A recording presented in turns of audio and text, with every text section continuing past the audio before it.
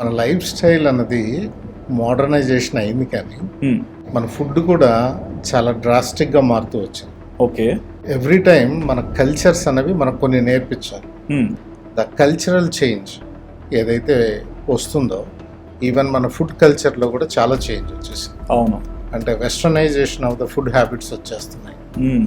More processed ఫుడ్స్కి అలవాటు పడుతున్నాం, రెడీమేడ్ ఫుడ్స్కి అలవాటు పడుతున్నాం. So these are the main culprits. Okay. అంటే ఈ modernization of the lifestyle మనకేమవుతుందంటే lifestyle itself sedentary అవుతుంది. అంటే ఒక చిన్న యాక్టివిటీ కూడా ఈరోజు మనం కూర్చున్న దగ్గర నుంచే చేసేసుకుంటున్నాం. ఏది మనము ఫిజికల్ ఎగ్జర్షన్ అన్నది ఏ రోజు క్రియేట్ చేయాలి.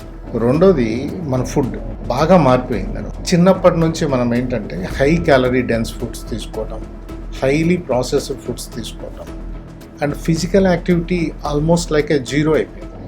ఈరోజు చిల్డ్రన్లో they prefer video game rather than playing in the ground. True. So video గేమ్స్ని ఆల్మోస్ట్ బేబీ 1 year దగ్గర నుంచో మనం అలవాటు చేసేస్తున్నాం. సెల్ ఫోన్ ఇచ్చేసి ఫుడ్ పెడుతున్నాం ఈరోజు. అవును. సో ఇలా మొత్తం కల్చరల్ చేంజెస్ కావచ్చు, లైఫ్ స్టైల్ చేంజెస్ కావచ్చు, westernisation of our food habits కావచ్చు, ఇవన్నీ కూడా ఈరోజు డిసీజ్ బర్డన్కి చాలా కారణం.